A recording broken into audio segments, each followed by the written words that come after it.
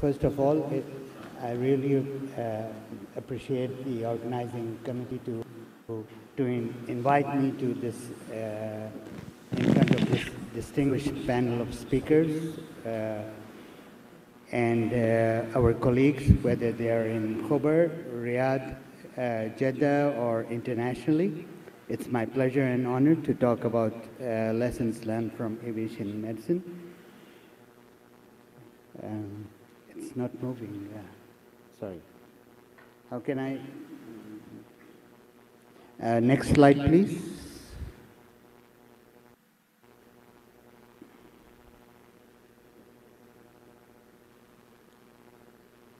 Sorry. Yes. I've been practicing as aviation medicine specialist in Armed Forces Hospital here in Tehran, and we have gone through a lot of changes in aircrew simulation during the last 17 years.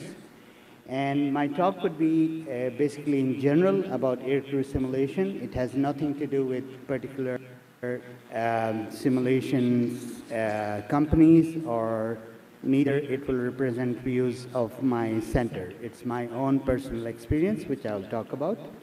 Next slide, please.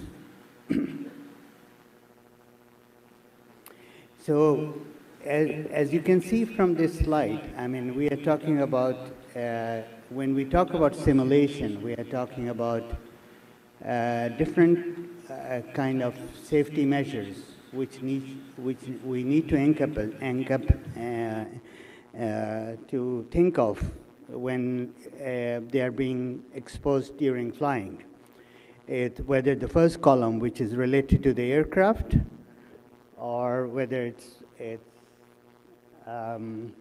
related to the human body itself, to the aircrew, or their general psychological well-being. So when we create simulation environment, we'll look into all these factors, and the technology is really well developed to look after, to create all these kinds of simulations. So we can create vibration, we can create low temperatures, we can create very low pressures, high pressures, very fast accelerations to them. We can create hypoxia in them, disorientation, and we can make them go through all kind of anxiety simulations. Next slide, please.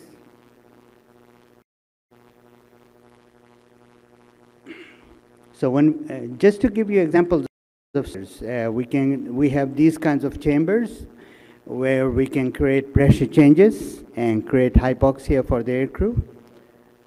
Next slide, please.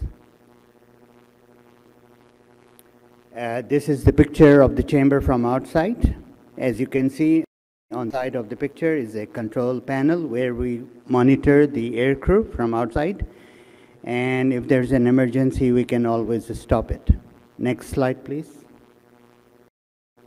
Also, ground hypoxia simulation, where they and we give them different tasks for flying, and we make feel how is it flying during.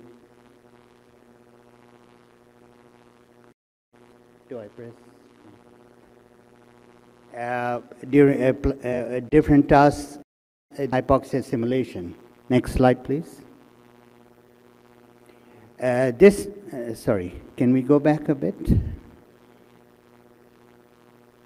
Can you control it from me? Huh? Okay.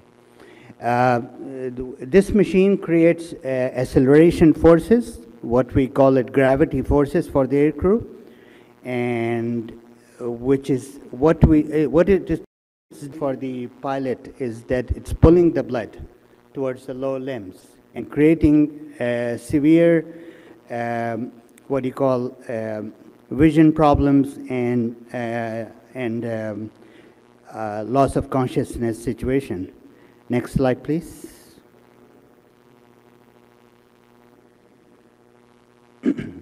As you can see this picture, this lady pilot is being exposed to about several Gs of training, pulling Gs. And as you can see that the aim of the training is to keep the blood circulating into the eyes and brains. So they go through this kind of simulation. Next slide, please. Sorry. Can I control it? Which way? This one? Ah, okay. Okay. So I will briefly, quickly go through the history of aircrew simulation and the early days of how training was done. Then I'll go take you through the 60s and 80s and basically regulations, standardization, and the safety and cost effectiveness. The history started well during early 19th century when the aircraft industry was introduced, and there was a French company came up with this basic simulator. As you can see, assistants are rotating the cockpit, and the pilot is trying to do some controls to create some simulation of disorientation. Then during 1920s, there was an American pilot. He was called Mr. Link. He was not satisfied with the training that was happening in reality. And he was a very good player, and he used to build pianos as well. And at those times, the pianos were built with some pneumatic and some links and different things. And so he was able to link his piano skills, manufacturing of piano skills, with his aircrew skills, and developed a kind of simulator. But it was not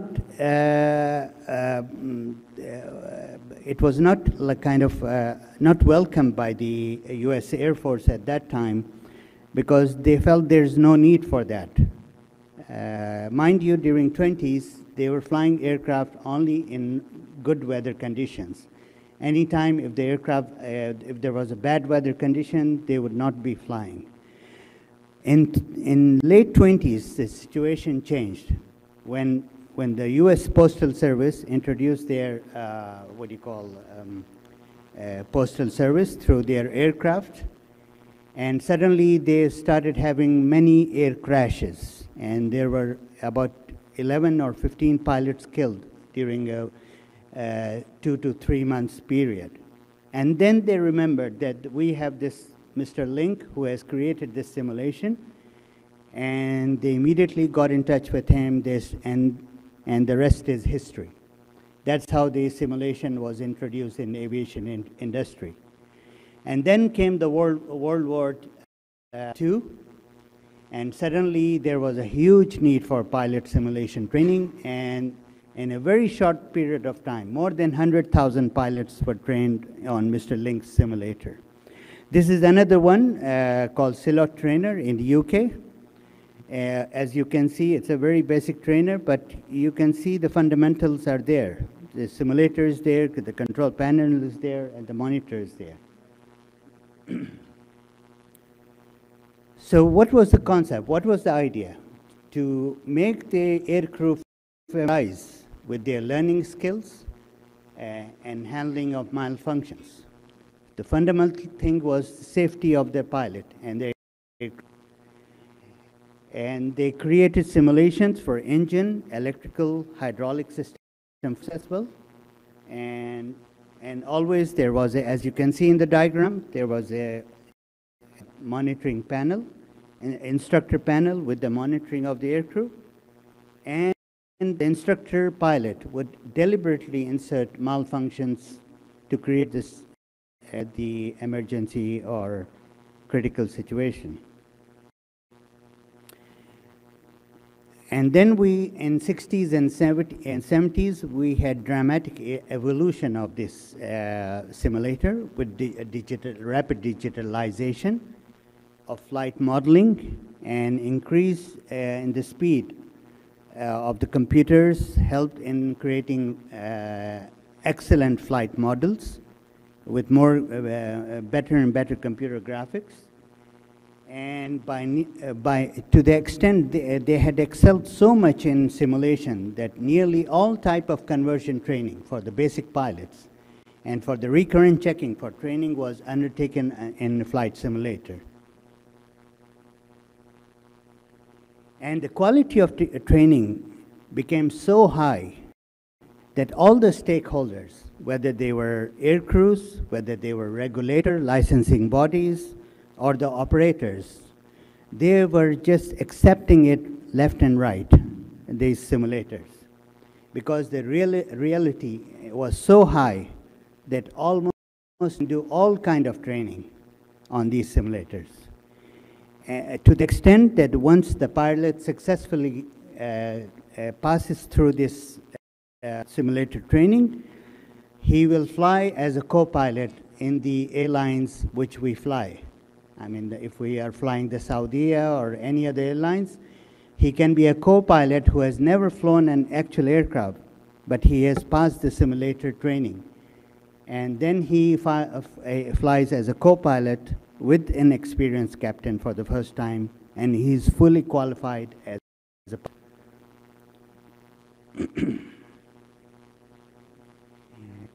Another success story has been standardization throughout the world. We have the International Civil Aviation Organization that looks at the standardization. So all the simulators are standardized across the world. If the pilot is getting training in one country, it will be acceptable in another international country, because they have very formal programs of simulator qualification, and those regulations are so strict that they ensure the consistency for the aircrew training, for the operators, even for the regulators, and not only that, they even make sure their manufacturers comply with those strict regulations. So the simulator training has become effective in aircrew training, to the extent that they are not being only used for the for the flying skills and for the of the pilots, but it has extended further beyond that to other systems operations and to crew what they call as crew resource management. And this has significantly reduced the cost of the aircrew training. Imagine and if you can see the picture on the screen, I mean, if we don't have the simulator, we would be deploying so many aircrafts, as you can see on the picture, and the training would become very, very expensive for any airlines or Air Force. So we are taking care through simulations, cutting dramatically the cost of the training. Not only that, we can through the simulators, we can provide any kind of mission rehearsal which the pilots can think of, which you can imagine. We can create detailed vision scenarios to familiarize them with any kind of adverse environment, whether it's weather or whether it's emergencies, you name it. It can be created very easily. So bottom line is the safety is always the topmost priority in the airline industry, and any simulator, when it is created, that's what's in their mind. Because remember, when we are doing simulator training, we are not only talking about the pilot safety and the aircrew, the aircraft, and the passengers that are flying with it, which you are talking easily about more than 200 or 300 passengers. So this flight simulation has taken care of these factors, and it has become extremely critical for aircrew and flight safety to go through this kind of training, to the extent now it is recognized as an established discipline in the airline industry. They are programmed very well, as you can see in the picture, and it can replicate very realistically all the motions. I mean, we have, I'm sure we have our medical colleagues here, so they can understand that it can create motion simulation of our middle ear canals in all directions. It can create visual simulations, and with the speed of 50 frames per second, it can easily create all kinds of scenarios.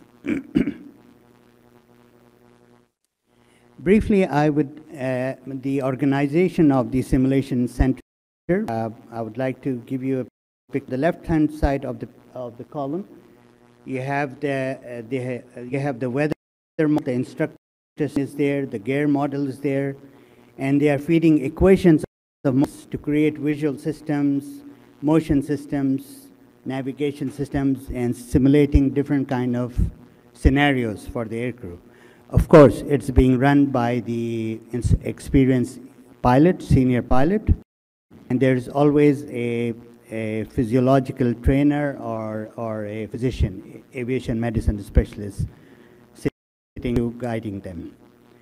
As you can see, data acquisition, and the purpose of this data acquisition is so that after the simulation training, the pilot can review where were his mistakes, where are his errors, how can he correct them, and what kind of next level of skill training he needs.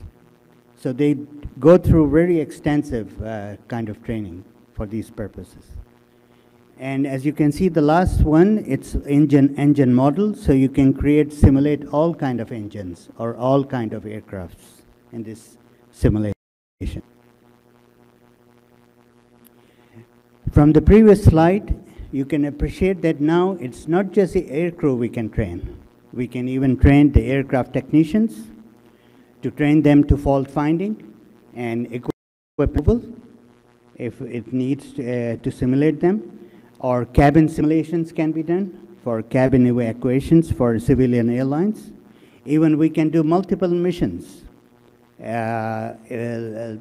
being in different centers. For example, aircrew sitting here in Khobar can be in touch with our colleagues with their counterpart colleagues in Riyadh or Jeddah, and they can practice multiple mission profiles from different cities. So bottom line is they know what are their training needs, and they dictate the the simulation industry or those who are creating those simulators to adhere to those training needs. It is always it's not the aviation medicine doctors who decide what kind of trainer it's good.